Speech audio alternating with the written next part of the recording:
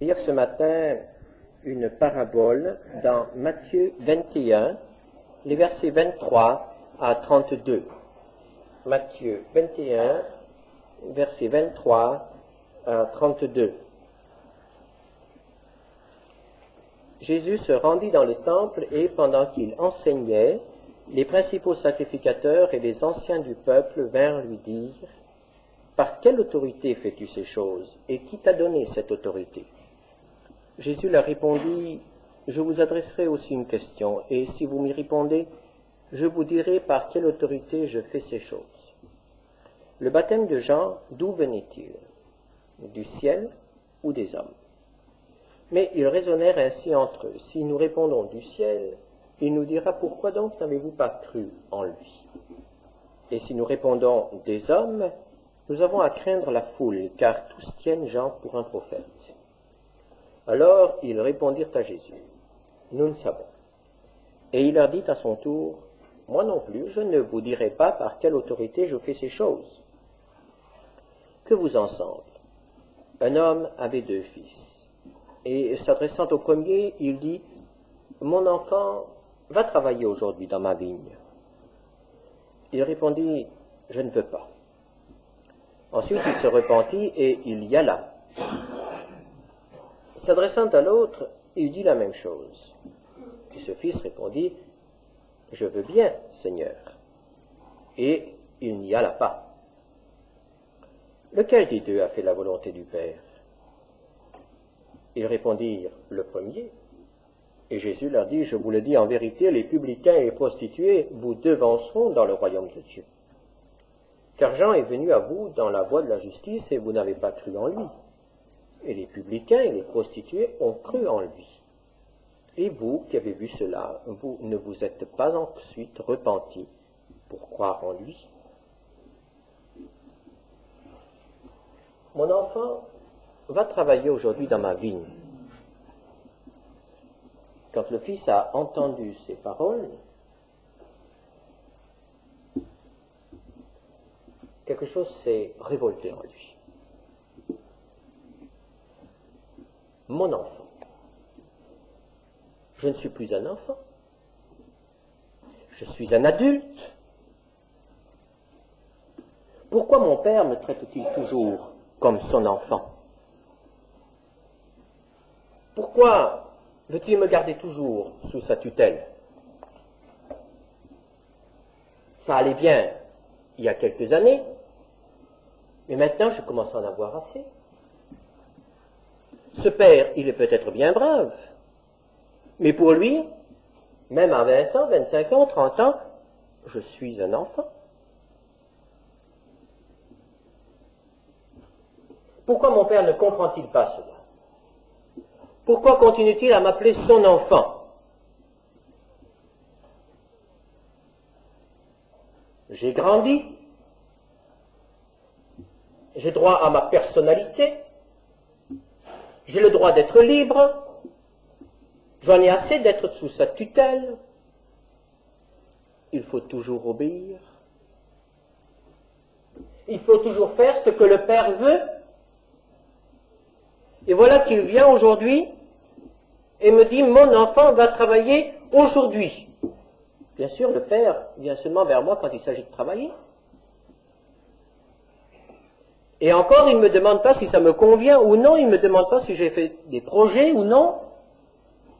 Il ne s'inquiète pas de mon programme, il ne pense qu'à lui. Va travailler aujourd'hui. Et ça presse toujours avec le Père. Et on ne peut pas discuter avec le Père. Il a toujours du travail pour moi.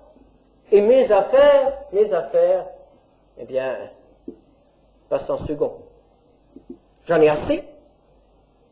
J'en ai franchement assez d'être toujours un enfant et d'être toujours obligé de faire la volonté du Père. Il faut que j'aille travailler dans sa vigne. Il ne pense qu'à ses affaires, qu'à sa vigne. Il n'y a que sa vigne qui a de l'importance pour lui. Et moi, j'ai envie d'aller m'amuser.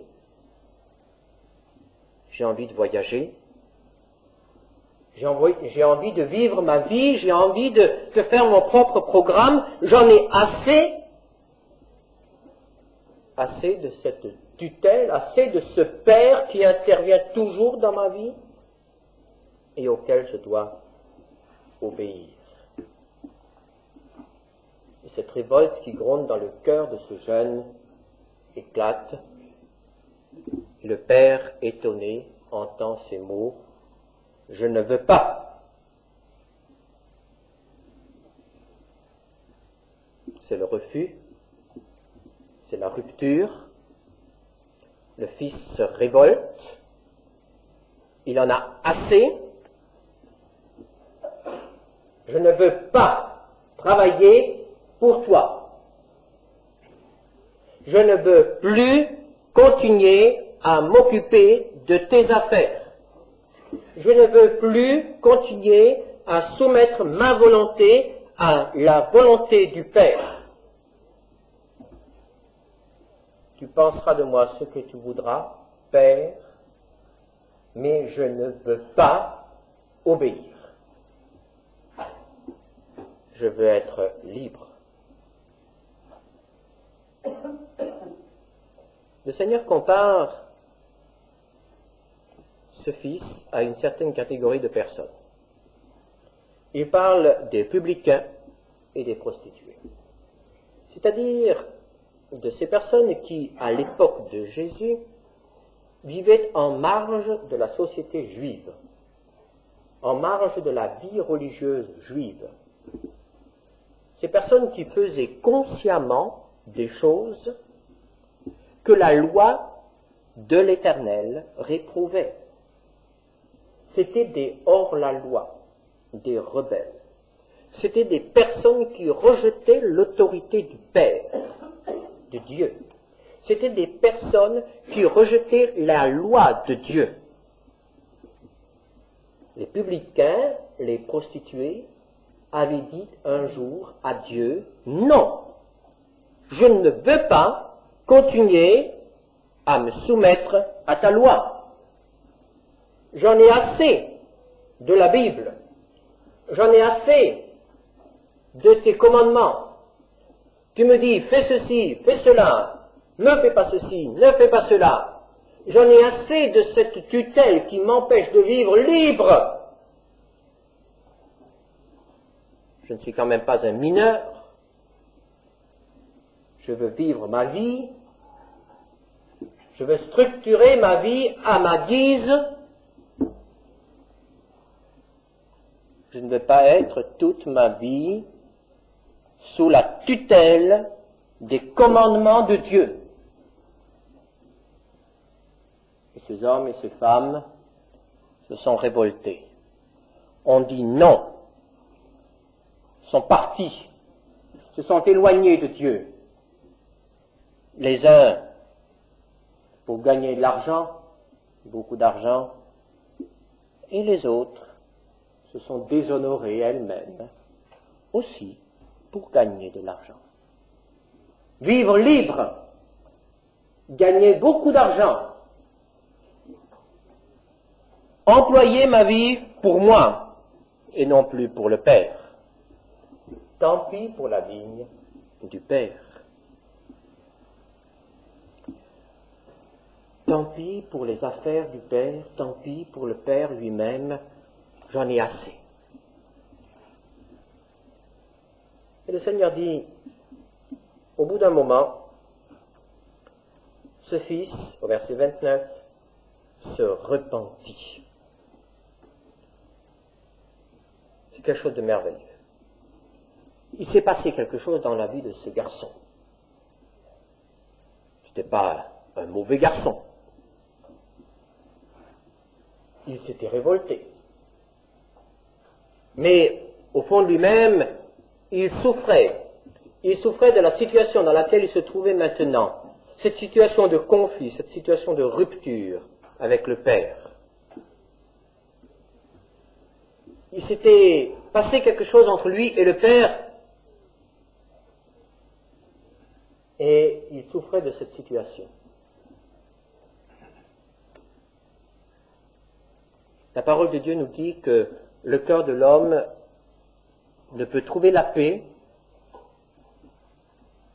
ne connaît la joie, le vrai bonheur, que dans la communion avec le Père. Même ceux qui se disent pleinement heureux dans le monde, en vivant à leur guise, en usant de leur liberté, en faisant de leur corps et de leur bien, de leur temps, ce qui leur plaît, en ne reconnaissant sur terre ni Dieu ni Maître, ceux-là, à certains moments, doivent quand même reconnaître qu'il y a un vide en eux et qu'ils souffrent de ce conflit.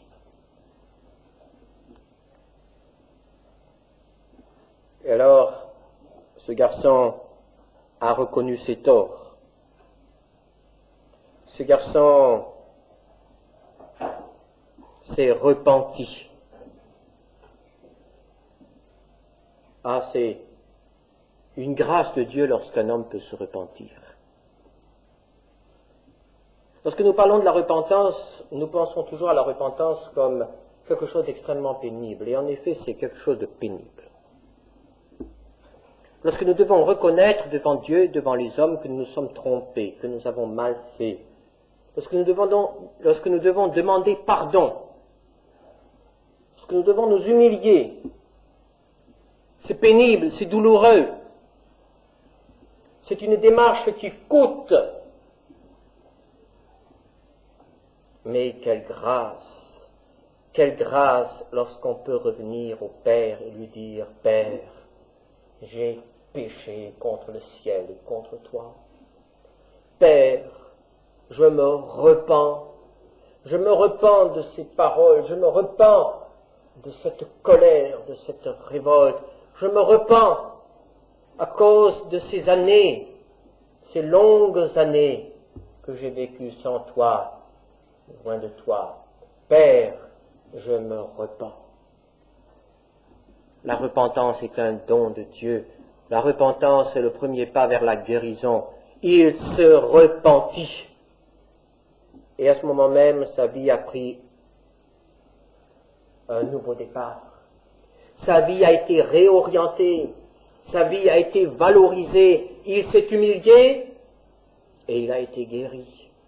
Il s'est repenti. Lorsqu'un homme se repent vraiment, quel que soit son passé, quel que soit son présent, tout espoir est permis pour lui. Tout espoir est permis lorsque la véritable repentance est là.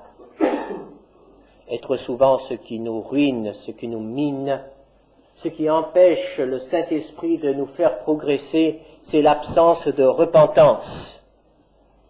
Nous ne nous repentons pas. Qu'est-ce que la repentance? Il est dit ici au verset 29, « Il se repentit et il y alla. » Il se peut qu'il ne soit même pas allé trouver le Père. Mais il a compris qu'il avait perdu trop de temps. Et il est allé directement à la vigne. Et il est allé travailler à la vigne. Et il a essayé de rattraper le temps perdu. Et il l'a certainement rattrapé. L'obéissance, le travail accompli, manifeste la repentance. Et le Seigneur Jésus dit, les publicains et les prostituées vous devanceront dans le royaume de Dieu. Ceux qui ont perdu des années au service du monde, ceux qui ont perdu des années dans le péché, dans la révolte, savent rattraper ces années par un service qui glorifie Dieu. C'est le premier fils. Devant le refus de ce premier fils, le père s'est tourné vers l'autre fils. Et la Bible nous dit, il lui dit la même chose. Mon enfant va travailler aujourd'hui dans ma vigne. Le père ne peut pas se permettre de perdre son temps pour discuter avec le fils qui ne veut pas. Le père n'oblige personne. Tu ne veux pas, je te laisse aller. Et pendant ce temps, le travail n'est pas fait. la vigne est là. Peut-être que les murettes de la vigne se sont écroulées. Peut-être que les sarments doivent être ramassés. Peut-être que la vigne doit être taillée. Peut-être aussi que la vendange doit être rentrée. Et la vendange, c'est quelque chose qui ne souffre d'aucun retard. Au moment de la récolte, il faut être là. On ne peut pas se permettre d'attendre. Toute heure perdue peut faire perdre beaucoup de la récolte, peut compromettre la récolte. Et c'est pourquoi le Père est préoccupé de cette récolte. Et le Père doit trouver l'ouvrier, doit trouver l'homme qui fera entrer la récolte. Le Père a besoin d'ouvriers. Le Père a besoin de son Fils. Peut-être qu'il est trop âgé pour aller lui-même. Il ne peut pas aller lui-même. Il faut qu'un autre y aille à sa place. Et ce sont ses fils qui devraient y aller. Le premier n'a pas voulu. Il est parti. Il est allé s'amuser. Non, le deuxième. Il se tourne vers le deuxième. Mon enfant, va travailler dans ma vigne. Et il a de l'espoir que cet enfant ira. Car au fond, cet enfant ne lui a jamais rien refusé. C'est un fils qui est docile. C'est un fils qui est toujours dans la maison, qui proclame à tout le monde qu'il aime le Père et qu'il s'intéresse aux affaires du Père. C'est un fils qui connaît les choses du Père, les intérêts du Père. C'est un fils qui connaît la vigne, c'est un fils qui sait que le travail presse, qui connaît les grands besoins de la vigne. Et c'est pourquoi le Père se tourne vers lui et lui dit, va toi travailler dans ma vigne. L'autre ne veut pas. Et alors le Fils a répondu comme il répond toujours, je veux bien, Seigneur. Ah, quelle soumission! Je veux bien, Seigneur. Il appelle son Père Seigneur pour montrer qu'il est prêt à lui obéir en toutes choses. Je veux bien, Seigneur. Il accepte. Et le Père est tranquille, le travail va être fait. Le Fils a dit, je veux bien, et il est parti. Et l'histoire nous dit qu'il est parti, mais il n'est pas allé dans la vigne, parce que lui aussi avait son programme, lui aussi avait son travail, et ce travail lui tenait plus à cœur que le travail du Père. Il avait ses intérêts, et il estimait que s'il consacrait à son Père quelques heures par semaine, cela suffisait, et que s'il s'intéressait aux affaires de son Père de temps à autre, cela suffisait, et qu'il n'avait pas besoin maintenant d'aller dans sa vigne. Et pourquoi a-t-il accepté alors? Pourquoi a-t-il dit oui, Seigneur? Peut-être parce qu'il n'osait pas affronter son Père. Peut-être parce qu'il a aussi reconnu qu'il était de son intérêt d'être bien avec son Père. Il y avait toutes sortes de raisons. Et le Seigneur Jésus compare ce deuxième fils aux sacrificateurs, les principaux sacrificateurs et les chefs du peuple. C'est-à-dire à ceux qui tenaient dans leurs mains les intérêts de Dieu dans le peuple, qui représentaient Dieu parmi le peuple. C'étaient les gens religieux, les pieux, ceux qui disent « Oui, Seigneur ».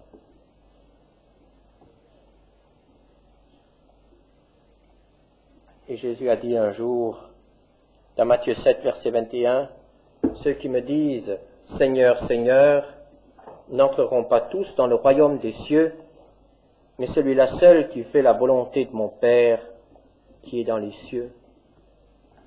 Je veux bien, Seigneur. Et il est parti. Et il n'a pas obéi. Et le Seigneur dit que c'est le cas de ceux qui sont religieux. C'est le cas de ceux qui se disent serviteurs de Dieu, enfants de Dieu. Donc cela nous concerne. Frères et sœurs, lorsque nous nous mettons devant la parole de Dieu, devant ce texte, nous sommes accusés. Nous sommes accusés parce que nous devons bien reconnaître que très souvent, nous disons « Oui, Seigneur ». Quand il nous adresse un appel, et notre « Oui, Seigneur » n'a aucun lendemain. Oui, Seigneur, je veux commencer une vie de prière. Oui, Seigneur, je veux progresser dans la sanctification. Oui, Seigneur, je reconnais les besoins de ta vigne, de ta moisson. Oui, Seigneur, me voici, envoie-moi. Oui, Seigneur, je veux te servir. Ce sont les grands moments où nous nous consacrons toujours à Dieu. Il faut ces moments-là, ils sont indispensables. Mais après, frères et sœurs, que de promesses non tenues dans notre vie. Combien de fois le Seigneur nous a dit, va aujourd'hui faire ceci ou cela, et nous avons dit oui, puis nous avons été pris par notre travail, nous avons été pris par toutes sortes de choses qui se sont greffées, nous avons été entraînés, et lorsque le soir nous nous sommes présentés devant le Seigneur, nous avons dû reconnaître qu'aujourd'hui nous n'avons pas travaillé dans la vigne du Seigneur. Nous avons peut-être fait des choses excellentes, nous avons peut-être fait des choses qui sont bonnes pour l'œuvre de Dieu, mais nous n'avons pas fait la volonté de Dieu. Et voyez-vous, frères et sœurs, c'est cela. C'est cela le péché des chrétiens. Toutes ces désobéissances. Nous disons oui et nous ne faisons pas. Nous n'osons pas dire non à Dieu. Nous le connaissons trop bien. Nous savons que c'est dangereux de dire non à Dieu. Nous savons que si nous disons non à Dieu, nous ne pourrons pas supporter la rupture qui en résulte.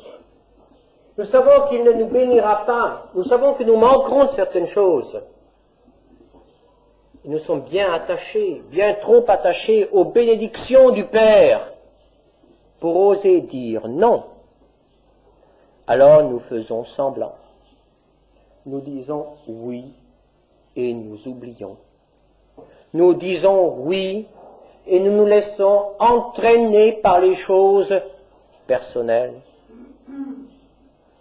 Je veux bien, Seigneur, et il n'y alla pas. Mon enfant va travailler aujourd'hui dans ma vigne.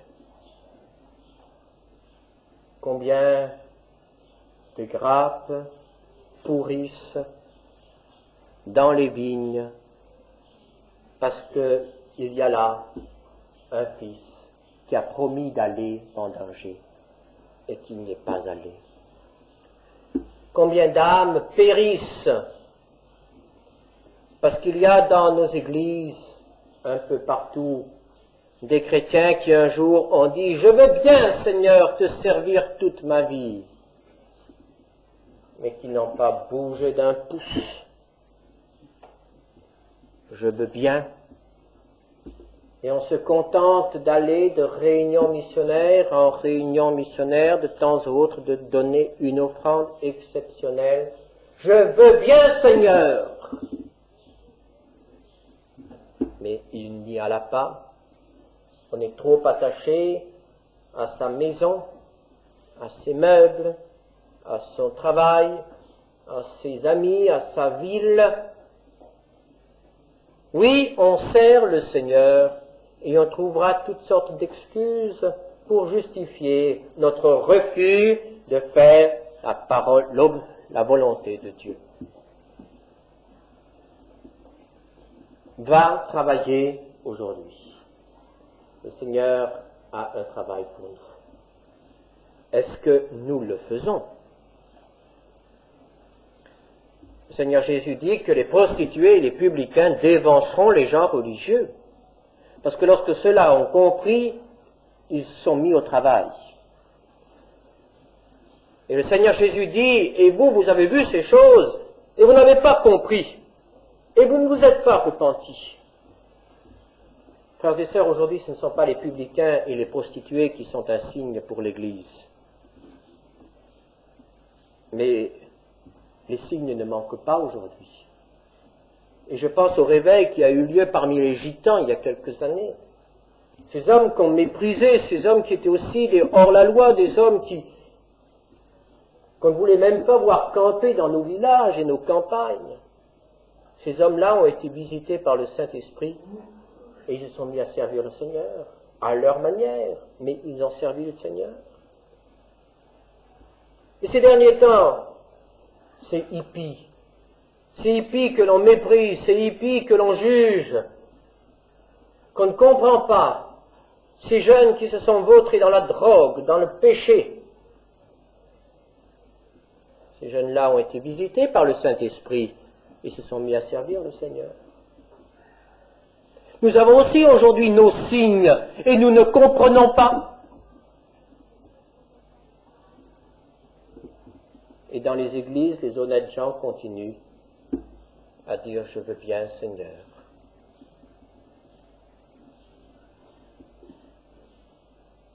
Et vous ne vous êtes pas repentis.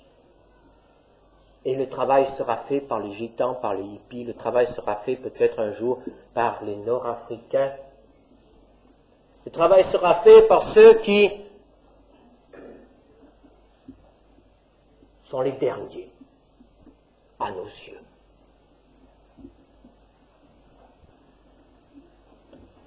Les deux fils. Et on pourrait terminer le récit ici. Mais je dirais que, au fond, les deux fils ont attristé le père. Le premier parce qu'il a refusé, et le deuxième parce qu'il a fait semblant d'accepter. Mais est-ce qu'il n'y a pas une autre possibilité? Et il se trouve que, après la parabole des deux fils, il y a la parabole du fils. Vous pourrez la lire chez vous dans Matthieu 21, verset 33.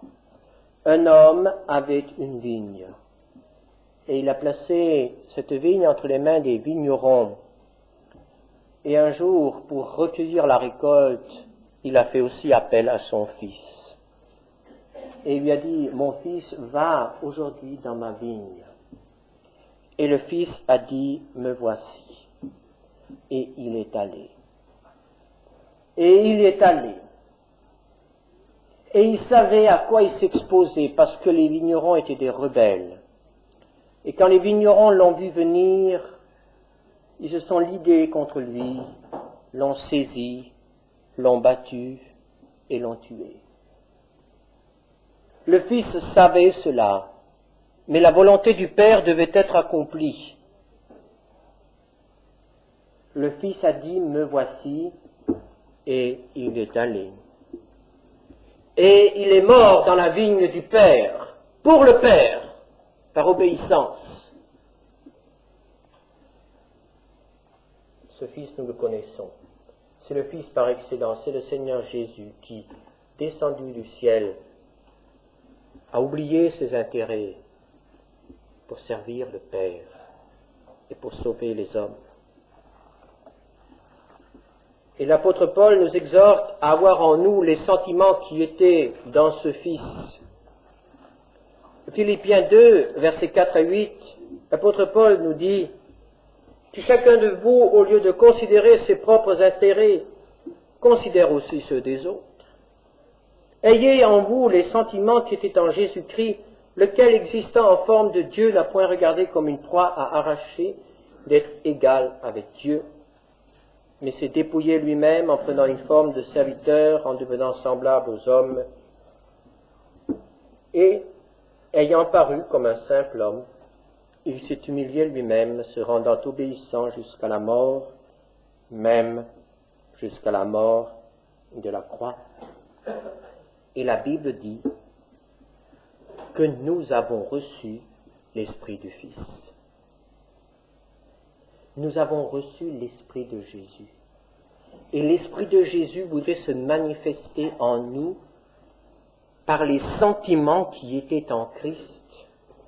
Et Christ n'a jamais dit non à son Père. Et Christ n'a jamais fait de promesses à son Père sans les tenir. Par nature, nous ressemblons tous aux deux premiers fils. Mais le miracle de la nouvelle naissance veut faire de nous le Fils par excellence, veut nous rendre semblables au Fils, à l'unique, à celui qui obéit, à celui qui ne fait pas de promesses, qui ne tient pas. Frères et sœurs, quelle est la nature qui domine en nous ce matin? Trop souvent, c'est la nature des deux fils. Parfois, nous nous révoltons et nous nous repentons et nous croyons que tout est bien fait après cela. Et parfois, nous faisons des promesses, nous ne les tenons pas et nous croyons que tout est aussi bien comme cela. Non. La volonté de Dieu, c'est qu'en nous règne l'Esprit du Fils qui a dit oui et qui est allé. Nous voulons demander au Seigneur de nous accorder cet esprit. Mon enfant va travailler aujourd'hui dans ma vigne. Et chacun d'entre nous sait ce que ces paroles signifient personnellement pour lui. Il y a aujourd'hui pour vous un travail à faire dans la vigne de Dieu.